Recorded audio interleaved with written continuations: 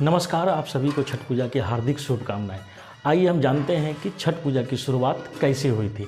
ऐतिहासिक रूप से मुंगेर घाट में माता सीता के द्वारा छठ व्रत किया गया था, जिसमें सीताचरण मंदिर के लिए वह स्पेशल जाना जाता है, जो मुंगेर में गंगा बीच में एक शिलाखंड के रूप में स्थित है।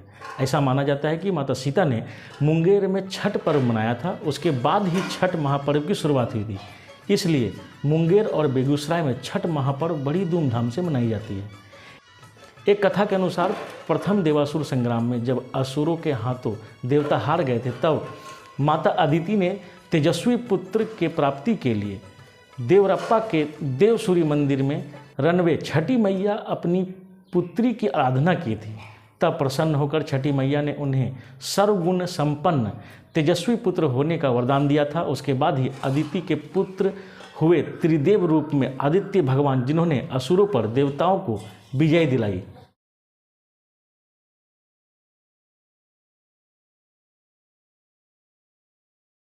आइए हम जानते हैं कि नहाय खाय किस प्रकार होता है। छठ पर्व का पहला दिन, जिसे नहाय खाय के नाम से जाना जाता है, इसकी शुरुआत चैत्र या कार्तिक महीने के चतुर्थी कार्तिक के शुक्ल चतुर्दशी से होता है। सबसे पहले घर की साफ सफाई कर उसे पवित्र किया जाता है। उसके बाद व्रती अपने नज़दीकी में स्थित गंगा नदी, गंगा के सहायक नदी या तालाब में जाकर स्नान करते हैं।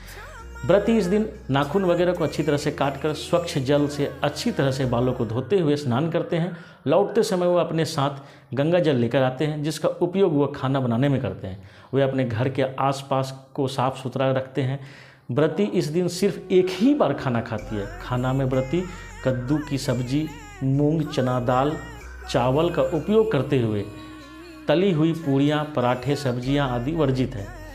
इस खाना को कांसे या मिट्टी के बर्तन में पकाया जाता है।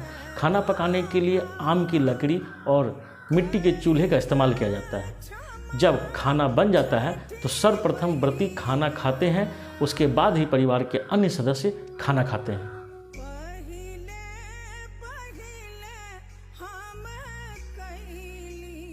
छठ पर्व का दूसरा दिन, जिसे खरना या लोहंडा के नाम से जाना जाता है, कार्तिक महीने के पंचमी को मनाया जाता है। इस दिन व्रती पूरे दिन उपवास रखती है। इस दिन व्रती अन्न से दूर रहती है। सूर्यास्त से पहले पानी की एक बूंद तक ग्रहण नहीं करती है। शाम को चावल, गुड़ और गन्ने के रस का प्रयोग कर खीर बनाया जाता है। खाना बनाने के में नमक और चीनी का प्रयोग नहीं किया जाता है। इन्हीं दो चीज़ों का पुनः सूर्य देव को नैवेद्य देकर उसी घर में एकांत करते हैं, और अर्थात एकांत रहकर उसे ग्रहण करते हैं। परिवार के सभी सदस्य उस समय घर से बाहर चले जाते हैं ताकि कोई शोर ना हो। एकांत से खाते समय व्रती हेतु किसी तरह की आवाज़ सुनना पर्व के नियमों के विरुद्ध माना जाता है। पुनः व्रती खाकर अपने सभी परिवारजनों को एवं मित्रों, रिश्तेदारों को वही खीर रोटी का प्रसाद खिलाते हैं। इस संपूर्ण प्रक्रिया को खरना कहते हैं। चावल का पीठा या घी लगी रोटी भी प्रसाद के रूप में वितरित की जाती है।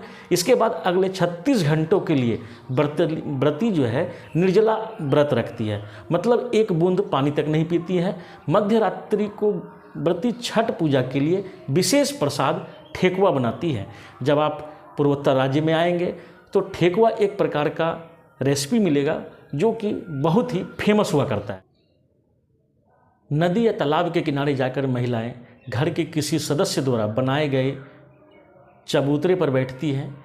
नदी में मिट्टी निकालकर छठ माता का जो चौरा बनाया जाता है, उस पर पूजा का सारा सामान रखकर नारियल चढ़ाते हैं और दीप जलाते हैं। सूर्यास्त के कुछ समय पहले सूर्य देव की पूजा का सारा सामान लेकर घुटने भर पानी में जाकर खड़े हो जाती हैं महिलाएं, और डूबते हुए सूर्य देव को अर्घ्य देकर 5 बार परिक्रमा करती हैं।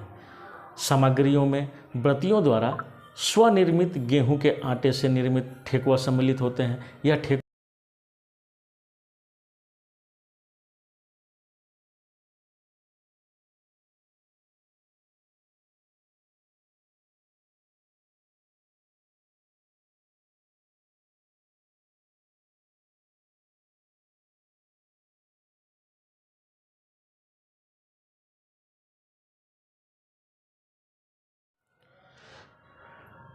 छठ का चौथा दिन, जिसे हम लोग उषा अर्घ्य कहते हैं, चौथे दिन कार्तिक शुक्ल सप्तमी की सुबह उदयमान सूर्य को अर्घ्य दिया जाता है।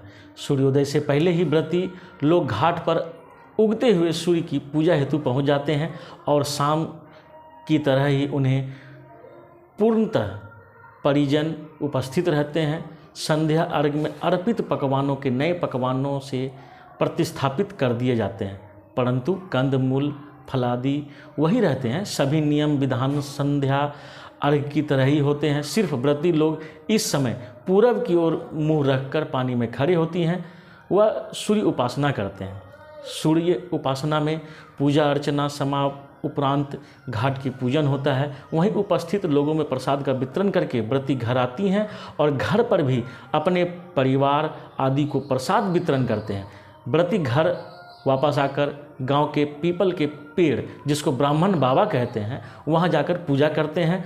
पूजा के पश्चात व्रती कच्चे दूध का शरबत पीकर तथा थोड़ा प्रसाद खाकर व्रत पूर्ण करती हैं, जिसके पारण पर हम लोग परना कहते हैं। व्रती लोग खरना दिन से आज तक निर्जला उपवास के बाद आज सुबह ही नमक युक्त भोजन करते हैं। चौथा दिन उषा अर्घ्य के बाद ही छठ पूजा संपन्न होता है। इस संपन्न पूजा 4 दिनों के छठ पूजा के संपन्न के साथ ही आपको इस छठ पूजा की हार्दिक बधाई। और आपको यह वीडियो कैसी लगी एक बार कमेंट बॉक्स पर कमेंट जरूर करें।